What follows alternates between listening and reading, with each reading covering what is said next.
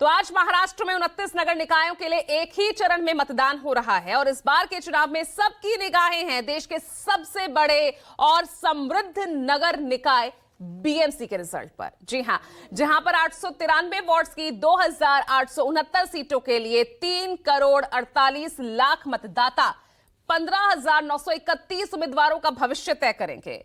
आज शाम 5:30 बजे तक वोट डाले जाएंगे। सुबह 7:30 बजे से वोट पड़ने शुरू हो चुके हैं।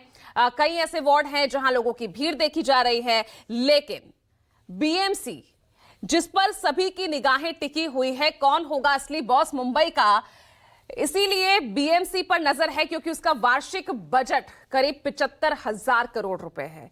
यानी इस बीएमसी का, इस महानगर पालिका का ये बजट जो किसी अन्य छोटे राज्य की तुलना में भी काफी बड़ा माना जाता है, इस पर सबकी निगाहें टिकी हुई हैं और उसको लेकर हम देख रहे हैं किस तरह से जोर आजमाइश हुई है।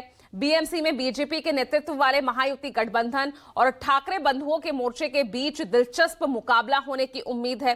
2022 में शिवसेना के विभाजन के बाद पहली बार हो रहा ये बीएमसी चुनाव कहीं ना कहीं मुंबई में ठाकरे परिवार के दबदबे की भी परीक्षा यहां पर होने वाली है।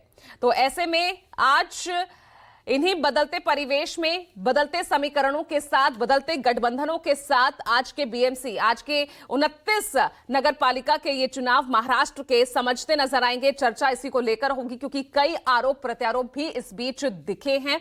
गठबंधनों की राजनीति भी बदलती नजर आई है, इसी पर चर्चा होगी। आगे आपको परिचय करवाऊंगी कौन कौन से राजनीतिक मेहमान आज चर्चा का हिस्सा बन रहे हैं। इससे पहले जो बयान सामने आए हैं एक बार वो सुन लीजिए।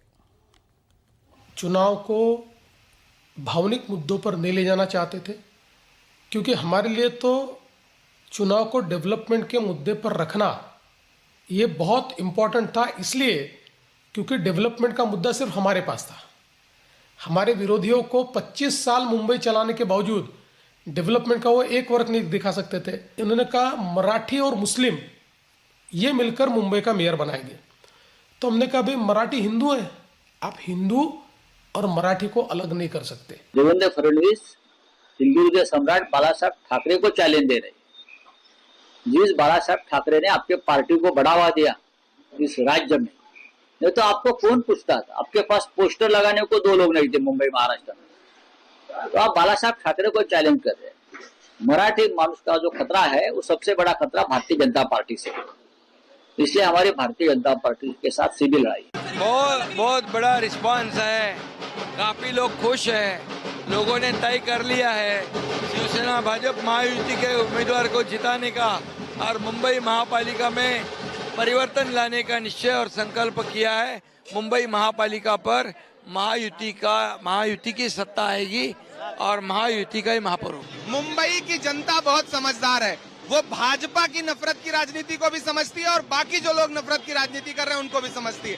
ऐसे में मैं लोगों से कहूंगा कि हिंदू मुसलमान सिख ईसाई वाले इस पछड़े में मत पड़िए।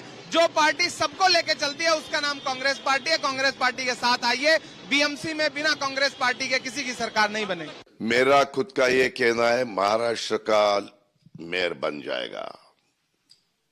महाराष्ट्र के जो लोग रहते हैं, महाराष्ट्र के वो सभी महाराष्ट्र हम एक है, सभी भारतीय जब हम सब एक है ना, उसी हिसाब से सब महाराष्ट्र लोग एक है, उसमें से एक मेयर बन जाएगा। और हम सिर्फ वोटर बनकर रह गए। अगर आप सिर्फ वोटर बनकर रहेंगे तो घर पे बुलडोजर चलेगा। ये तमाम सियासी पार्टी, चाहे बीजेपी हो, ये अजित पवार हो, शिंदे हो, ये सिर्फ डराकर आपका वोट हासिल करना चाहते हैं।